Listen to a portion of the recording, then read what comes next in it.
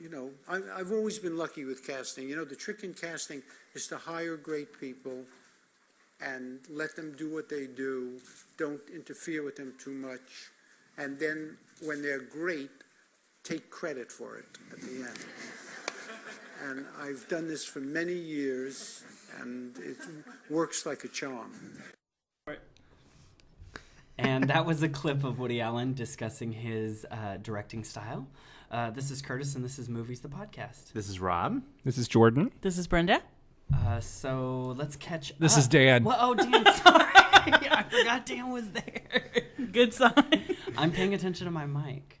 Dan's the silent producer. And we like to keep him that way. He's often not silent enough. So let's catch up. So what have you guys been watching? Since the last time we recorded. Yeah, since the last time we recorded and saw each other, I feel like we should catch up. I think at this point we should apologize a little bit for whoever listened and was possibly offended by our last podcast. We're coming down off our pastry high. So. Who would be offended? We smoked... Apparently our demographics only Fly gay boys over and one states. straight guy. And a straight woman. That's my brother and his wife. So if they're listening now, we've actually referenced them. I wasn't referencing... We've made them stars. They should be paying us. They messaged, or they commented on our YouTube, or my sister-in-law did. So yeah. So thank you, Lisa. Aw, thank you, Lisa. That's my sister. I hope it was nice. If not, I'll take that thing She back. just said, I love you, Curtis. That doesn't count. That's the podcast. It's still a comment. So, did you see that comment I posted on our Facebook page? That leave Anne Hathaway alone. And then somebody got mad. Yeah. Yeah. I'm not going to leave her alone. You shouldn't. I am going She's to been run cast in that the new gag Chris into the Nolan ground. movie. Oh, God. She and Matthew McConaughey. Oh, great. Interstellar. Last thing I recently watched was Casa de mi Padre. Wow. We discussed it at our foreign films episode, and I actually was interested in watching it. Brenda wasn't a huge fan. I had an employee who liked it, and so I was like, oh, let me try this out. 20 minutes, I just couldn't. It was terrible. It's not serious, right? I mean, it's No. It's meant to play for laughs, but it's just not funny. But there are just no laughs. Is it in Spanish? Yep, the entire thing. And there's this one sequence that I didn't understand why they had to do it this way. Diego Luna's in the scene with Will Ferrell and two other actors, but they shoot him off. How do I just... Like, he's supposed to be in that scene, but he's clearly not in that same room with the actors. Oh, like to make it look jokey. Like, I don't know why they decided to shoot that scene that way. It just made no sense. I do not recommend. Could you understand what they were saying without the subtitles? I mean, did it make sense what they were saying? Yeah. That's crazy. Because I do speak Spanish. Well, anybody who's taken a little bit of high school Spanish probably could have understood it. Oh, was it like the Mi casa es loco? She was talking to you, Curtis. Oh, I speak Spanish. Bonjour, I speak Spanish. I had a suggestion from a friend, Carrie, if you're listening. I love an 80s movie called The Hunger with Catherine Deneuve and David Bowie. I love that movie. Susan Sarandon. And she said if you like that, you might like Cat People. And so... I love cat people. So you turned off the lights, you got on your couch. I got on my couch, got my wine, got my robe. Your Snuggie. Got my Snuggie. And I watched Cat People. And it was... interesting. Apparently there's some Panther sex and Malcolm McDowell. If anybody watched True Blood, there's a season of True Blood where they deal with the were-panther relationship between humans and were-panthers, and that's what the movie was about. So that part was interesting. I don't know if it was good. It was very odd. But for those 80s kind of erotic horror thrillers, it's good. But you told me that it's a remake of a movie from the 40s. And it's almost the same plot line, but in the 40s they just were more subtle and they used like it's all shadows implied. and implying stuff, but it's almost the exact same plot. So I thought that was kind of interesting to remake something and still just take it a little further with nudity. And Jordan, you've seen it? I saw a long time ago. A long time ago. Oh, I was like... Back in his babysitting days, he made... in your heyday. I wanted to be Carol Kane. The calls are coming from inside the house. So the other night, our friends Justin and Chris just got back from Paris, where Curtis was. They were there for much longer than that. And we decided to get together and make dinner. And Curtis wanted to show them Carnage. And we already had a few glasses of wine. She's like, this might not be the best thing to watch. It's a little talky. So we ended up watching Bachelorette. And we'd seen it. My boyfriend had seen it, but he didn't remember it at all. Rob's gay. My boyfriend's gay. I'm not. Rob's, yeah. I love that movie. I think it's.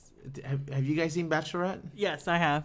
Did you? It gets funnier every time I watch it. I loved Jordan, it the first time I saw it. Jordan, you would love it. I feel the same way about Eraserhead. It's Bachelorette streaming. You should watch it. Yeah, it's on Netflix. You'll streaming. love that movie.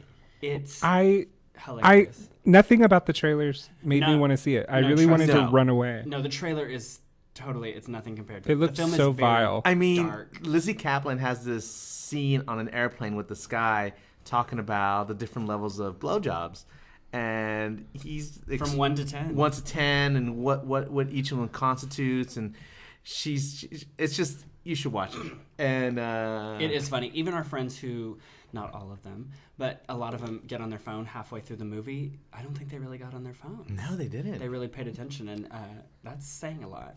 I was on my phone 5 minutes You were on into your phone Sapphire. just now on this conversation. I love how like that's starting to creep up in our reviews. They didn't get on their phone once.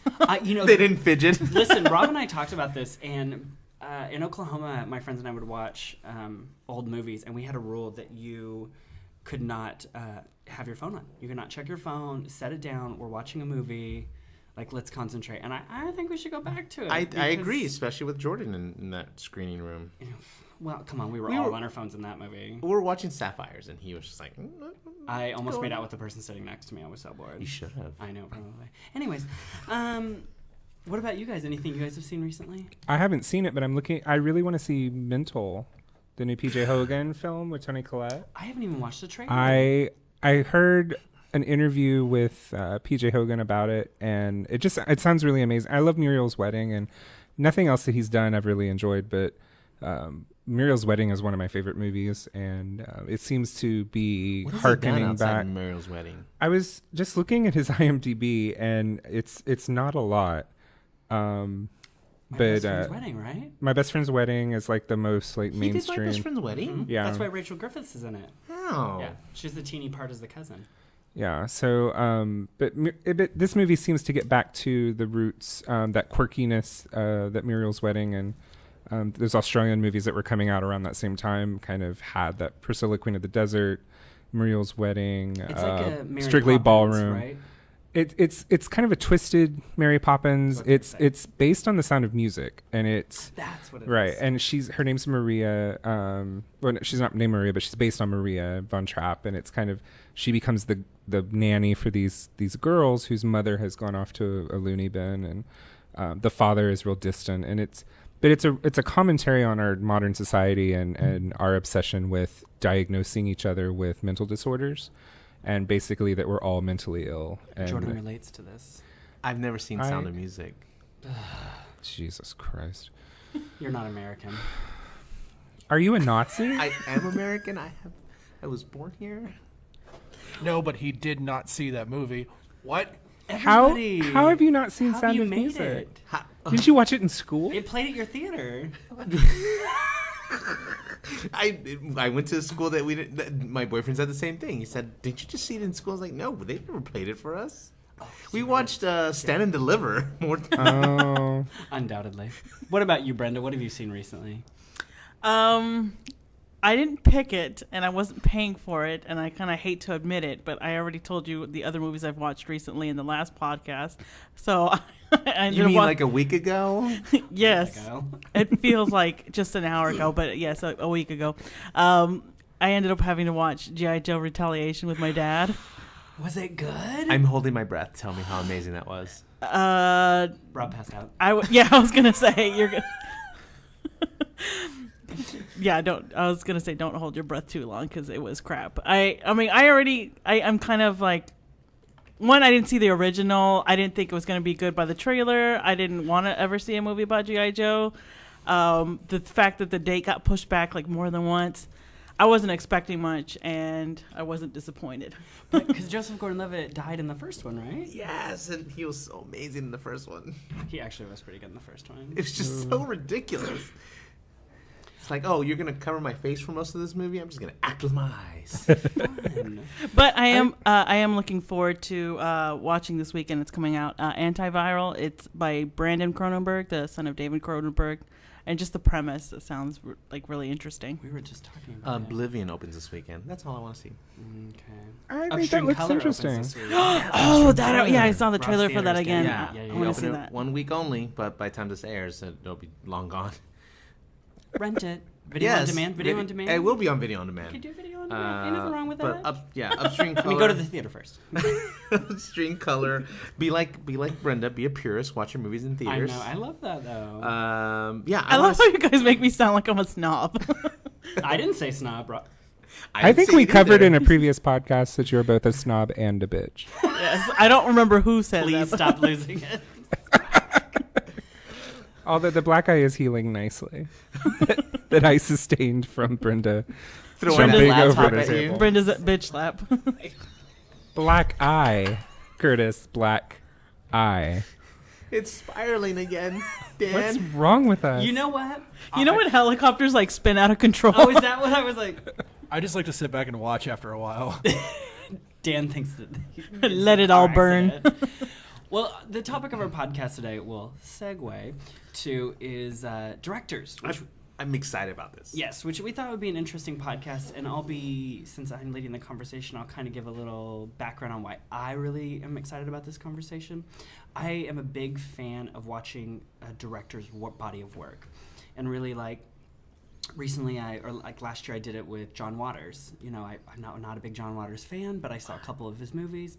So I thought, you know what? I'm going to watch all his movies because I feel like you get the whole, it's like going to a gallery and you get the whole palette. You get to see this was the work they did in the beginning and this is the middle and this was towards the end. And you can see one piece of work from Pollock, but if you see like all of Pollock's work, you're like, maybe I get where his work is. I mean, that's a great director. You could get a terrible director and you're like, I've seen all their movies and I don't know what they're Like talking John about. Waters.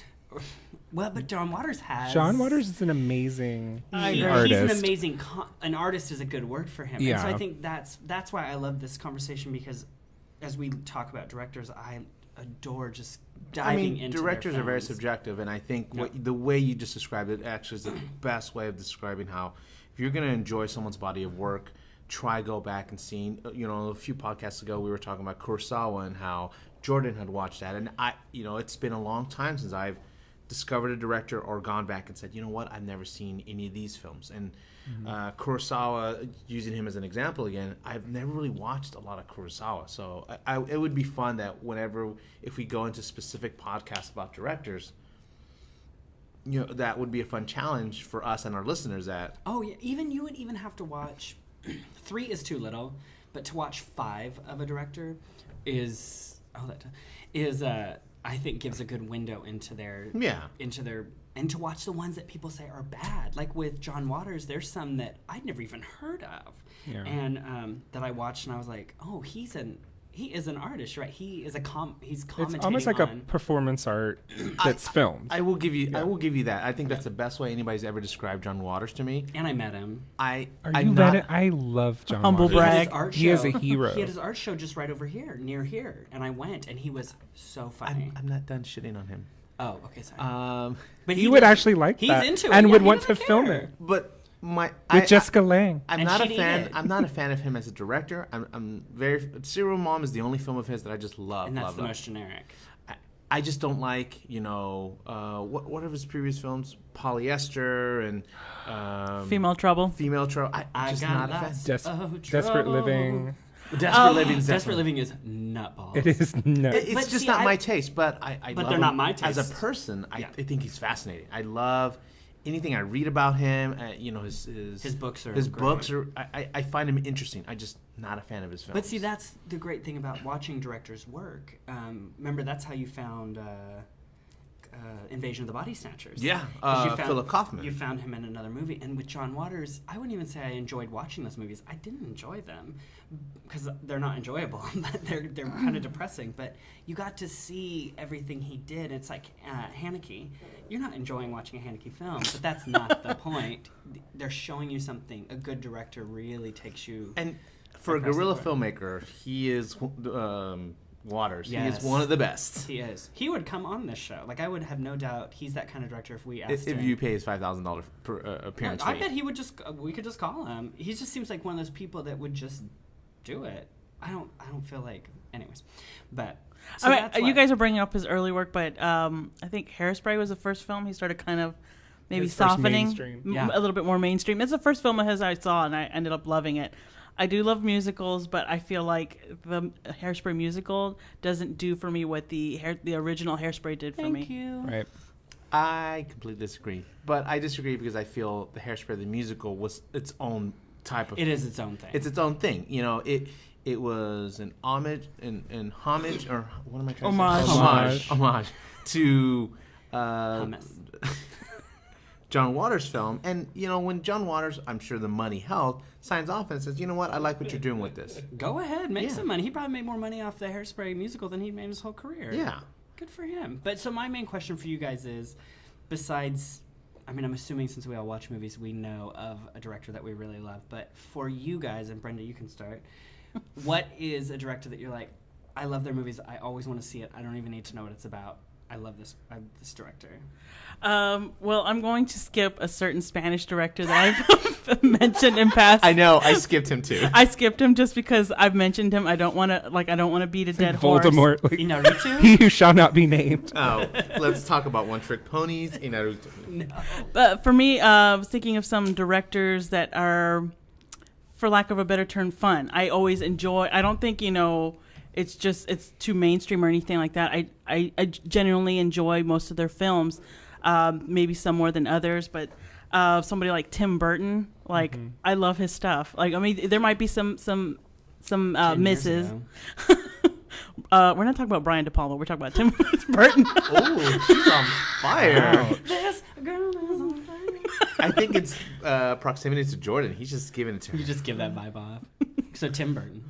Yeah, I love me some I'm Tim Burton. behaving during this episode. I guess I also like to reference back because I've been watching films, especially in theater, since I was pretty little, and like watching a lot of his earlier stuff, like in the '80s and everything. That's stuff I enjoy, and it's stuff that has a lot of rewatch value, and I even enjoy now as an adult. You look at his body of work. You see Beetlejuice, Edward Scissorhands. Ed Wood is Ed Wood. easily one of my favorite Yeah. movies of all time. He was on a streak, and he was making great films that had original stories. If you were to ask me, 15 years ago, if he's a director that I would love, no matter, like your question is, would I see it not knowing what the plot is? He would have been one of those directors. Now, No. I didn't see Dark Shadows. I was very disappointed with Dark Shadows. I'll say that. and Alice in Wonderland I was too disappointed with Alice in Wonderland. Everybody's Disappointment. So he's reached that point for me that I think twice about watching his films.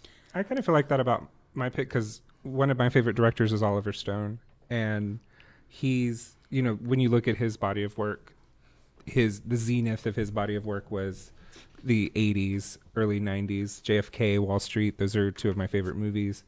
And I just really appreciate his point of view. I'm being schooled in how to talk into a damn microphone. But Natural Born Killers. Natural Born Killers, The Doors, Born on the 4th of July. I mean, these are movies. I mean, he's got Oliver Stone, Born on the 4th of July. That's excellent. Oh yeah, and he's had some misses. World Trade Center was It's a good. huge disappointment. No, I thought it was a great film. But and he just recently did on Showtime. He did a series. It was a 10-episode documentary series called The Untold History of the United States, where he really picked apart the Cold War. And I think it's one of the best documentaries I've ever seen. And See, W was a horrible movie. W was bad. Is it horrible? I don't know. I didn't like it. Well, since you ask in that tone, I think he, for lack of a better word, he pussied out. Like, he didn't take it as far. He was trying to Right. be a little neutral. Everyone was a little scared at that time to make a movie like that. And Well, I and the think same he got thing with scared, too. World Trade Center too. I think he really pulled some punches with that. I was disappointed because one of the things I like about him, and we were talking about John Waters, is sometimes even if the body of work is not amazing, the person behind it, and I really get Oliver Stone's point of view. I've read things that he's written. I really respect him a lot. I don't agree with him on some things, but I really like that point of view of the way that he looks at the world, and I think that's shown in the movies that he makes. Go ahead, sister. I guess going back to my list. Yeah. Are we listing? Yes, that's what he said. No, you could. Hey, you got one. Oh, never mind. Sorry. So, okay. Brenda never lets me finish my list. That's what I was thinking. talk to I'm your going to talk to children. HR. Where's HR? Anywho, my next one, Brandon just slapped. going with that same theme, is John Carpenter. Oh. I think Name 3 great John Carpenter movies. John Carpenter's The Thing, one of my favorite movies of all time. Okay. Halloween. Okay. Pause. No, I just had the name. It was on There's just 2. Escape from New York. That's a good movie. Booyakasha. I don't know. Escape from LA, not so much. You know, I was talking about this with a friend on Instagram, and I think Halloween 2 is the first slasher sequel. I could be wrong, but I think it's the first slasher sequel, and I watched it again. It's really good for a sequel. Good. Yeah. It's really good. Mm-hmm. But John Carpenter, That's an interesting choice. that is Yeah, an it interesting is. choice. I like it. never would have thought of him. Like, I mean, he's maybe not like, Oscar quote unquote No, no, material, no. but I mean, he's one of those directors. Like, even if he were to come out with things now, maybe in the last few Did you years. see The Ward? No, I haven't. I did. Oh, and Ghost on Mars, I was kind of That's This his is- last feature is The Ward. Yeah. Before that was Ghost of Mars. Yeah, Ghost of Mars wasn't such a fan of, but And the I Mouth guess of Madness is his too. Sorry. yeah. Go ahead. No, go ahead. Go ahead. I wasn't talking or anything, but I was just reading. I'm trying to give you more. They Live. They Live. That's a good one.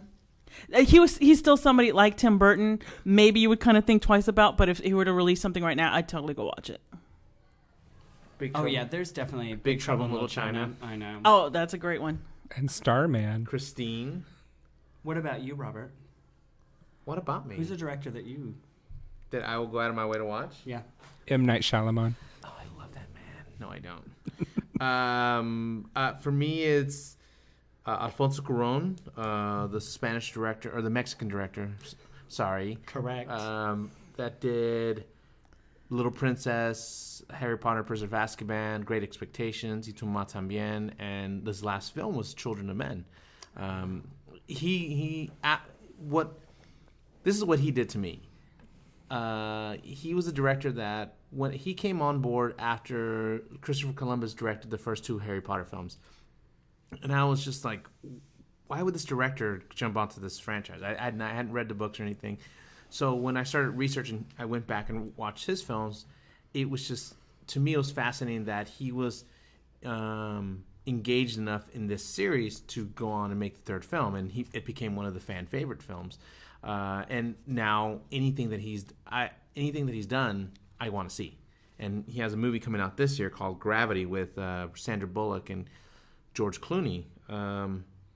I'm also a big fan of, you know what? One director that I just noted was Julian Schnabel. Schnabel, really? yeah. Yeah, and he started off as an artist, as a painter. and you can tell by his movies. It's just before Night Falls and The Diving Bell and the Butterfly. and Basquiat. Basquiat. Yeah. There's just beautiful films. And if he were to release another film, I would just see it no matter what. David Fincher, you and I were talking about David Fincher, how that man has a body of work that's just incredibly impressive. There's not a bad one in his filmography. And you even made an argument for Aliens 3. I'll always argue for Alien 3 because people like crap on that movie, and It's how I always argue for Joel Schumacher when they crap on him. well, that's easy. He might be into that, but David Fincher does not have a bad one in there. He doesn't. Does not have a bad one in there. I mean, can you think of one David Fincher movie that you guys just don't like? I mean, there's The Game, there's Seven, there's Curious Case of Benjamin Button, there's Fight Club, there's, Zodiac. Huh? Zodiac's Zodiac's phenomenal. phenomenal. Zodiac's amazing. Yes. It's one of my favorite movies. The Social Network, Girl with the Dragon Tattoo. I mean, that man. House of Cards, can we count that? I Oh, would. for sure, yeah. I mean, his stuff is tight. Yeah. Like, he knows what Did he to do Panic Room? Yes. He did Panic Room? Panic Room was good, too. Like, surprisingly good. And Even he- his weaker films. Despite Kristen Stewart's best efforts. Well, and I think, do you know what's interesting about David Fincher? And we can get into this more later, but he knows what to do with his women. Like, he knows what to do with female actors. Like, Martin Scorsese does not know what to do with his women. I mean, there's some directors who are like, oh, yeah, we need a new actress. Her. Yeah, she can be in our movie. But David Fincher takes his female characters, and they're great female characters. Every single one of his movies, even Fight Club, Helena Bonham Carter, that's a great character. Even that. And interesting casting. Who now she's almost done every single character looking just like that. Bellatrix Lestrange or whatever, the same character. But do you know who was originally cast in Fight Club in that part? Courtney Love. Really? Yeah. Really? Which would have been hilarious. They're like, Courtney, just come to set. It's fine. Well, We'll film you. Like I called cut. You can stop acting like that now. She's like, wait. I need an Oscar nomination. That actress who ended up being in Girl with the Dragon Tattoo was in the first scene of Rooney Mara. She just had 3 scenes in that. in the Social Network in the very beginning. Like we also talked about Tarantino, Ang Lee. I mean, these are all great directors, but to me, Alfonso Cuarón, Fincher, and Schnabel are some of the at least the 3 directors that I will go out of my way to see their films, no matter what. Well, definitely. I mean, we talked about John Waters, and I appreciate him and I love his movies. I really get a kick out of him. And Tim Burton, Stanley Kubrick is somebody that I really have always loved, and we've talked about him kind of at length. And I know it's really cliche, but Tarantino, I've had a love affair with Tarantino since I was in junior high, and I love this vision. I love the acting that he gets out of the people he works with. I love his use of music in movies. I think is insane. And I necessarily wouldn't consider it cliche. I think he is a director that he's earned his place as we were as an actually icon. That part of that conversation you and I had was, have these directors reached a point where we can say the majority of their body of work is something that you would go out of your way to watch? Yeah, and I think... And he's one of those. When they first announced Django Unchained, I didn't know what it was about. I didn't know who was in it. I knew that I was going to be there when it opened. And that's based on the fact that I have such a respect for him. And not only him, as an artist, but also him as a person and what he brings to movie making and to the artistic community. Yeah, I think that's kind of what Rob and I talked about with some of these newer people is when you look at this list of top 50 directors, people nowadays, the only directors they really notice is Quentin Tarantino. That's why I think it's generational. No, totally. But you look at it now, and is that the only one that people know is James Cameron and Quentin Tarantino? And we went into the what makes James Cameron and Peter Jackson part of this list. Peter Jackson, more than anything, the argument with him is like he's only made the films that you would want to recognize as amazing films are The Lord of the Rings. I mean, you're not going to toss in there Dead Alive or Frighteners or Meet the Feebles. Meet the Feebles. I enjoyed Meet the Feebles. Meet the Feebles is sick. Well, I think, and so we were looking at this AMC list of the 50 greatest directors of all time, and there's a lot of them who, when we were kind of looking through the list, a lot of them have just made 1 or 2 great movies, or like with Peter Jackson, a trilogy of movies, or George Lucas, they just really mentioned Star Wars. And so does that put someone in the lexicon of great movies for doing like 1 or 2 great movies? Like you'd mentioned John Carpenter, and so I was like, mention 3 movies, but it's true. He made Halloween. That's a big part of film history. That's a big part of our like pop culture now, and it started this wave of slasher films. But then you can make 20 movies, and people are like, I don't know who that is. You know what I mean? And so John Carpenter's voice stands out so loud. Well, part of what my thought on when I said generational, I said what films. We're all about the same age here, with the exception of Curtis, who's 55. But I sound young. Oh, he does. The directors that molded us. Once we started appreciating films, once we started really understanding the craft and knowing what we liked about it, and we went back and started searching for, what's the one you really like? Who? Orson Welles.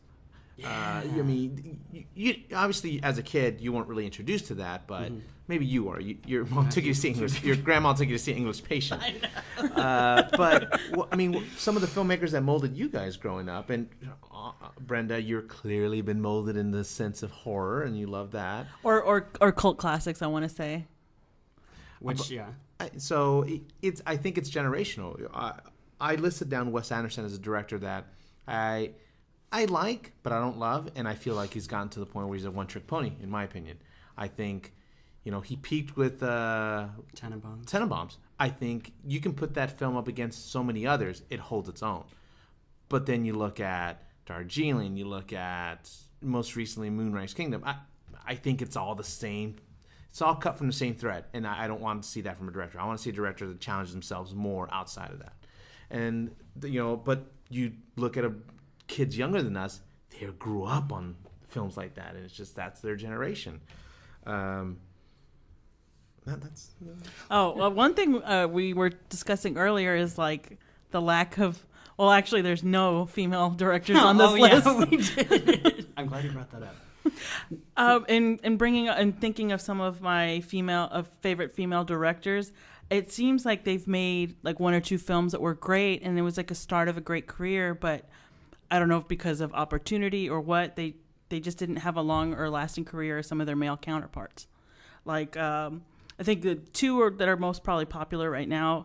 And they're both good directors, in my opinion, is Sofia Coppola and Catherine Bigelow. But if you think of somebody like, where was it? Alison Anders? Sarah Polly's a good one.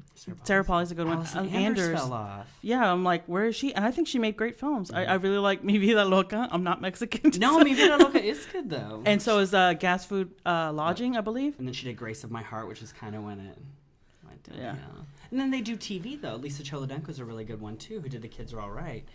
Wasn't she also did High Art? Or who did Yeah. High Art, Laurel Canyon, but then she did a lot of TV, like That, 6 Feet Under. That seems to be happening a those lot women with were female good. directors. Yeah. There's one called Jamie Babbitt. She did, but I'm a cheerleader.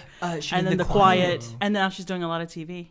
Oh, I remember The Quiet. Kimberly Pierce is the same. Like she made Boys Don't Cry, Stop Loss, and then TV, and now Carrie. So, but then I think like Jane Campion, who was the second woman nominated for Best Director for Oscar.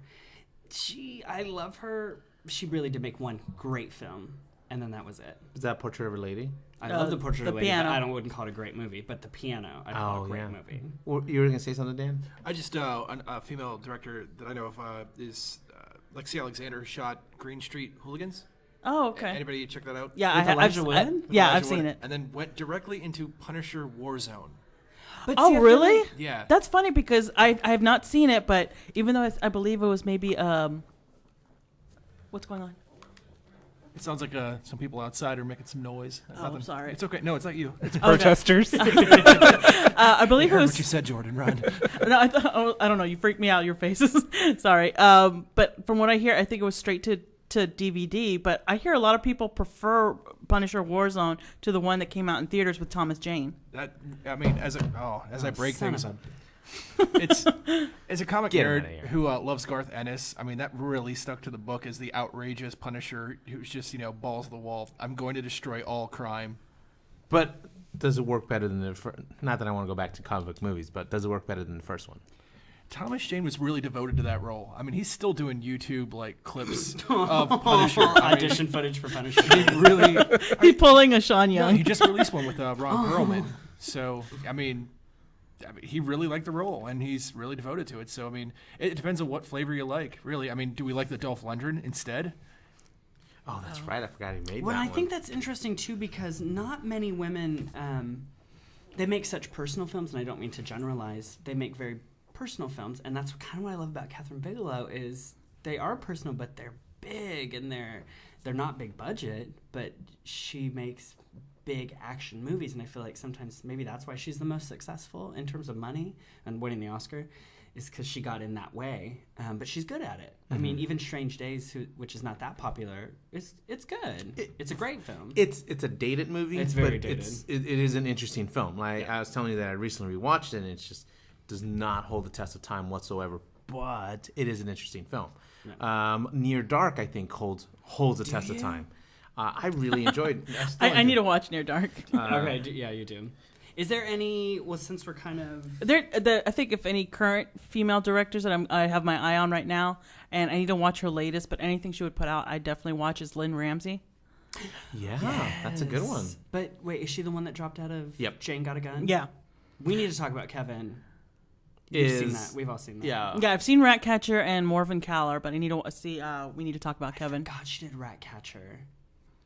Deja vu. I said that same thing whenever we were talking about Lynn Ramsey. I do. I mean, Morven Caller is good, but we need to talk about Kevin. That is amazing. an amazing film. And it's an amazing performance. Jordan, you're awfully quiet over here. I'm just listening. I'm dealing with the protesters.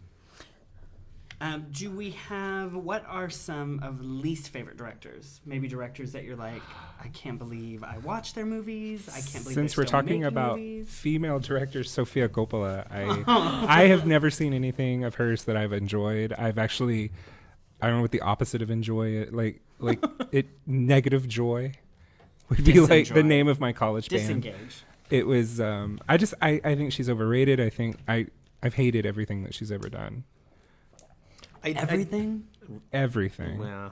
I did want, before I go into my worst directors, I did want to just briefly mention the importance of Robert Altman and Mike Nichols. I mean, these are two directors that are just phenomenal directors that so much of their body of work that I just love. And they weren't brought up at all. Yeah, exactly. Oh, no, we're not talking about him. I think an older director that I need to look more into, because I've seen, I think, one or two of his films, and I really ended up liking, and I like his aesthetic also. Nicholas Roeg. I love Don't Look Now. He has made some strange, intimate 70s movies. Artsy films. Yeah, arty films. But I do respect him. And he made very independent films. Yeah. I could show you some. But I love Don't Look Now. And I think I only watched that because I love Julie Christie. Yeah. And that kind of all swept But there's into that. and that's how you get introduced. You were talking about Philip Kaufman for me.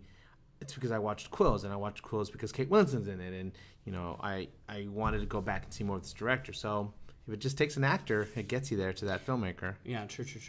The director that I want to list as my worst director, in my opinion, is Tyler Perry. That's everyone's worst director. And my argument is that I feel that this is a filmmaker who's created an amazing brand, a network, several TV shows, all these characters, all these different.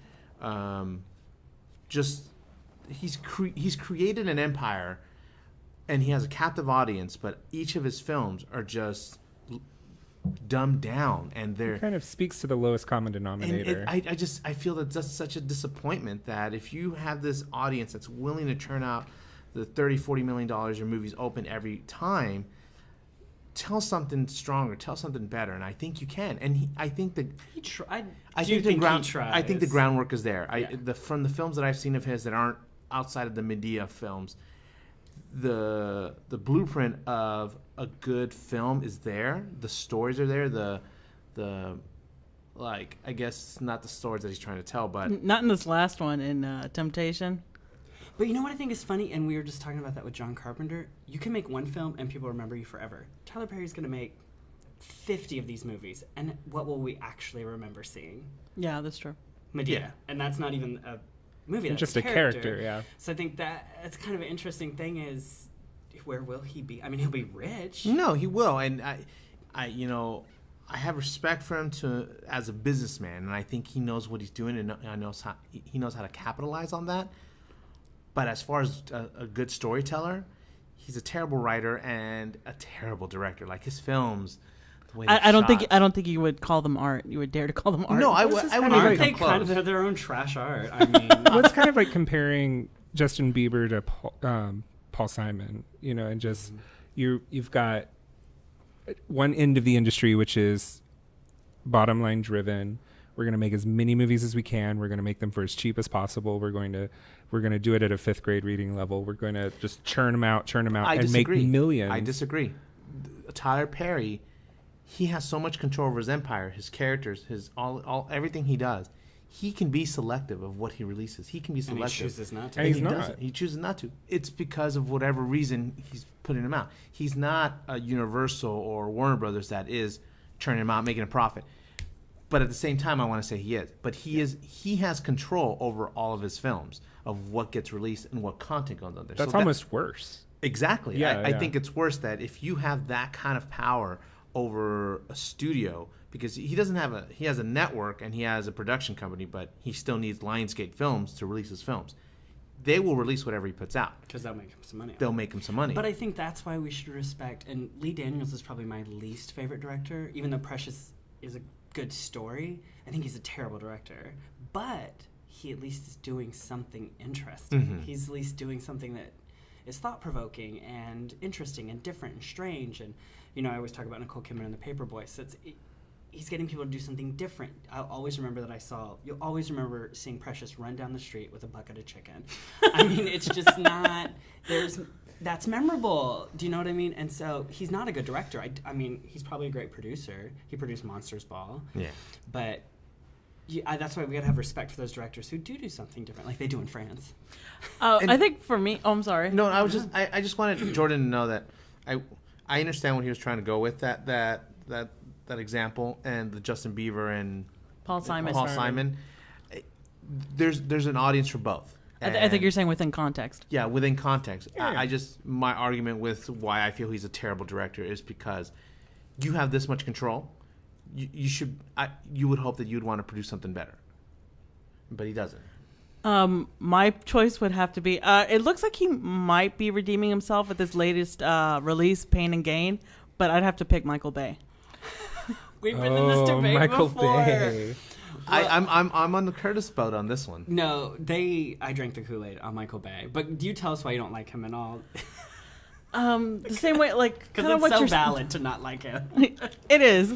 Like, it's not I'm just jumping on the bandwagon. It's just, I mean, I feel like he has so many resources and the money, it just, I mean, like, what are you throwing it away on? Just like some of the... Spray tans for Mark Wahlberg. Well, I haven't seen Pain and Gain, so I can't speak on it, but, or not that that's talked us before, but something like Bad Boys 2, that was just ridiculous. It looked like a frat house made that film. I think it's funny because I love Criterion. I'd like to talk like what you're gonna say, but use her John Carpenter example of what they established. Oh, that is kind of good. Are we comparing Michael Bay to John Carpenter? But kind of. Hold on, but listen. Criterion got me because I was like, why is The Rock and Armageddon on Criterion? This is ridiculous. And somebody made a point to me, and it's very valid. Michael Bay set the tone for the action movies that we have now. Bigger and louder. And I mean, there's so many movies that come out like Battleship, and he did all the Transformers, but there's so many movies that come out, they're not even his. But you don't know the difference because they're all mimicking his style of action. Mm-hmm. And I think that's like with John Carpenter. You might have seen a slasher movie in the 70s and thought, oh, is that John Carpenter? Like or Prom Night or Terror Train. No, it's not. But I think a lot of action movies stole from Michael Bay, and that's why, the only reason I don't like him, but that's why I think he's so relevant. I can understand that, but at the same time, I don't know, it doesn't make him good. No, I know. No, I'm not saying he's good. No. But I do see his effect. Just like it's like the John Carpenter effect. It's this weird thing that you can't, I would never see Michael Bay Someone movie. pioneered it. He pioneered films on that level. And you give him credit for that. You know, when you look at Armageddon, you look at The Rock, Bad Boys, they're fun films. Even though, you know, he's watered himself down by this point. But you can't argue that you still don't like watching Armageddon or... I do like Armageddon. It's a great movie. It still is. But he set that standard. I know. I mean, and like maybe he's been able to accomplish it with some of his films and not so much other ones. But it's just like, I mean, there was action films before he came around, and there's even I've seen action films kind of like with a brain, if you know, if that's the best way to put it. Brains. No, not at all. But I think that's his thing. But lately his films have gone limp. The Transformer films. Yeah. I'm thinking he took a Viagra for Pain and Gain because I don't know It that seems a little. the trailer got me, and then as soon as I found out it was by Michael Bay, it made sense because it looks like a Michael Bay film, but it totally caught me, and I'm really curious about I'm seeing excited it. to see Pain and Gain. I am too. He actually did a movie that I really liked, The Island, I like The Island which is too. I really enjoyed that I movie. think it's really good. It reminded me of an old movie that I can't remember. Logan's Run. Sorry, It's Les Mis. Logan's Run. It reminded me of a movie, which title I can't remember. The podcast. Alrighty, so rounding down, that was our director's discussion. We'll try and get a list of half of the movies that we referenced in this, so you guys can kind of Jordan, catch did up. you list your worst director? Sofia Coppola. Oh, that's right. You forgot that? Dan was trying to get me to say the guy who did Bad Lieutenant, Port of Call. No, that's Werner Herzog. Werner Herzog. Well, then who's Uwe Boll? What about him? He is How could you horrible. forget the man who single-handedly ruined video game movies permanently? Who is he? Like, no one's ever Alone going to in get the A into Dark. He did Postal. He's that guy that challenged a movie critic to a boxing match. I like him want already. to give him a chance. All of his films are just like notoriously I'll bad. have to watch one. Really bad. When he Really, wrote it down, I thought he was just writing Hoda Kotb or something. So anyways, that's wrapping up for today. Thank you guys so much. Like I said, we will see you next time. This is Curtis. This is Rob. This is Jordan. This is Brenda. Dan. Bye, guys. Bye. That doesn't count. That's the podcast. It's still a comment. So, Did you see that comment I posted on our Facebook page? That leave Anne Hathaway alone. and then somebody got mad. Yeah, Yeah. I'm not going to leave her alone. you shouldn't. I am going She's to been run cast in that the new gag Chris into the Nolan ground. movie. Oh, God. She and Matthew McConaughey. Oh, great. Interstellar. Last thing I recently watched was Casa de Mi Padre. Wow. We discussed it at our foreign films episode, and I actually was interested in watching it. Brenda wasn't a huge fan. I had an employee who liked it, and so I was like, "Oh, let me try this out." 20 minutes, I just couldn't. It was terrible. It's not serious, right? I mean, it's, No. It's meant to play for laughs, but it's just not funny. But there are just no laughs. Is it in Spanish? Yep, the entire thing. And there's this one sequence that I didn't understand why they had to do it this way. Diego Luna's in the scene with Will Ferrell and two other actors, but they shoot him like they shoot him off. How do I just like he's supposed to be in that scene, but he's clearly not in that same room with the actors. Oh, like to make it look jokey. Like I don't know why they decided to shoot that scene that way. It just made no sense. I do not recommend. Could you understand what they were saying without the subtitles? I mean, did it make sense what they were saying? Yeah. That's crazy. Because Yeah, I do anybody speak that- Spanish. Well, Jordan. anybody who's taken a little bit of high school Spanish probably could have understood it. Oh, was it like the Mi casa es loco? She was talking to you, Curtis. Oh, I speak Spanish. Bonjour, I speak Spanish. I had a You know, I've always been lucky with casting. You know, the trick in casting is to hire great people and let them do what they do. Don't interfere with them too much. And then when they're great, take credit for it at the end. And I've done this for many years, and it works like a charm. And that was a clip of Woody Allen discussing his directing style. This is Curtis, and this is Movies, the podcast. This is Rob. This is Jordan. This is Brenda. So let's catch This up. is Dan. Well, oh, Dan, sorry. I forgot Dan was there. Good sign. I'm paying attention to my mic. Dan's the silent producer. And we like to keep them that way. He's often not silent enough.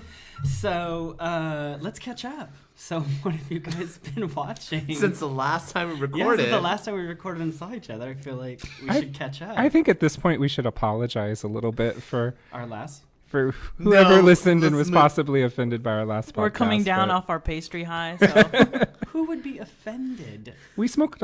Never Well, mind. apparently our demographics only Fly gay boys over and one states. straight guy. And a straight woman. That's my brother and his wife. So if they're listening now, we've actually referenced them. I wasn't referencing... We've made them stars. They should be paying us. They messaged or they commented on our YouTube, or my sister-in-law did. So yeah. So thank you, Lisa. Aw, thank you, Lisa. That's my I hope it sister-in-law. was nice. If not, I'll take that thing She just back. said I love you, Curtis. This might not be the best thing to watch. It's a little talky. So we ended up watching Bachelorette. And we'd seen it. My boyfriend had seen it, but he didn't remember it at all. Rob's gay. My boyfriend's gay. I'm not. Rob's gay. Yeah. I love that movie. I think it's... Have you guys seen Bachelorette? yes, I have. Did you? It gets funnier every time I watch it. It's I loved it the Jordan- first time I saw it. Jordan, you would love it. I feel the same way about Eraserhead. It's Bachelorette streaming. You should watch it. Yeah, it's on Netflix. You'll streaming. love that movie. It's I hilarious. nothing about the trailers made me No. want to see it. I No, really trust wanted me. to No. run away. No, the trailer is totally. It's nothing compared to It looked the film. so is very vile. I mean, dark. Lizzie Kaplan has this scene on an airplane with this guy talking about the different levels of blowjobs, and he's From 1 to 10. 1 to 10, and what each of them constitutes, and it's just you should watch it. And It is funny. Even our friends who, not all of them, but a lot of them get on their phone halfway through the movie. I don't think they really got on their phone. No, they didn't. They really paid attention, and that's saying a lot. I was on my phone 5 minutes You were on into your phone Sapphire. just now on this conversation. I love how like that's starting to creep up in our reviews. They didn't get on their phone once. They didn't fidget. Listen, Rob and I talked about this, and in Oklahoma, my friends and I would watch old movies, and we had a rule that you could not have your phone on. You could not check your phone, set it down. We're watching a movie. Like, let's concentrate. And I think we should go back to it. I because- agree, especially with Jordan. Suggestion from a friend, Carrie, if you're listening. I love an 80s movie called The Hunger with Catherine Deneuve and David Bowie. Love that movie. Susan Sarandon. And she said if you like that, you might like cat people. And so I love cat people. So you turned off the lights. You got on your couch. I got on my couch, got my wine, got my robe, Your Snuggie. got my Snuggie, and I watched Cat People, and it was interesting. Apparently, there's some Panther sex and It's Malcolm McDowell. If anybody watched True Blood, there's a season of True Blood where they deal with the were-panther relationship between humans and were-panthers, and that's what the movie was about. So that part was interesting. I don't know if it was good. It was very odd. But for those 80s kind of erotic horror thrillers, it's good. But you told me that it's a remake of a movie from the 40s. And it's almost the same plot line, but in the 40s they just were more subtle and they used like It's all shadows implied. and implying stuff, but it's almost the exact same plot. So I thought that was kind of interesting to remake something and still just take it a little further with nudity. And Jordan, you've seen it? I saw a long time ago. A long time ago. Oh, I was like Back in his babysitting days, he back made in her heyday. I wanted to be Carol Kane. You The might calls are be. coming from inside the house. So the other night, our friends Justin and Chris just got back from Paris, where Curtis was, They and were there for much longer than that. and we decided to get together and make dinner. And Curtis wanted to show them Carnage, and we already had a few glasses of wine. She's like, in that screening room. Well, come on, we were We all were- on our phones in that movie. We were watching Sapphires, and he was just like, I almost made out with the person sitting next to me. I was so bored. you should have. I know, probably. Anyways, what about you guys? Anything you guys have seen recently? I haven't seen it, but I'm looking. I really want to see Mental, the new PJ Hogan film with Toni Collette. I haven't even watched the trailer. I heard an interview with PJ Hogan about it, and it sounds really amazing. I love Muriel's Wedding, and nothing else that he's done I've really enjoyed, but Muriel's Wedding is one of my favorite movies, and it seems to be What has he done harkening outside back. Muriel's Wedding? I was just looking at his IMDb, and it's not a lot. My But Best Friend's Wedding, right? My Best Friend's Wedding is like the most like He did My mainstream. Best Friend's Wedding? Yeah, That's why Rachel Griffiths is in it. Oh. Yeah, she's the teeny part as the cousin. yeah. So, but this movie seems to get back to the roots, that quirkiness that Muriel's Wedding and those Australian movies that were coming out around that same time kind of had that Priscilla Queen of the Desert, Muriel's Wedding, It's like a Mary Strictly Poppins, Ballroom. right? It's kind of a twisted Mary Poppins. That's what I was gonna It's based on The Sound of Music, and it's That's what it right. is. And her name's Maria. Well, no, she's not named Maria, but she's based on Maria von Trapp, and it's kind of she becomes the nanny for these girls whose mother has gone off to a loony bin, and the father is real distant, and it's a commentary on our modern society and our obsession with diagnosing each other with mental disorders.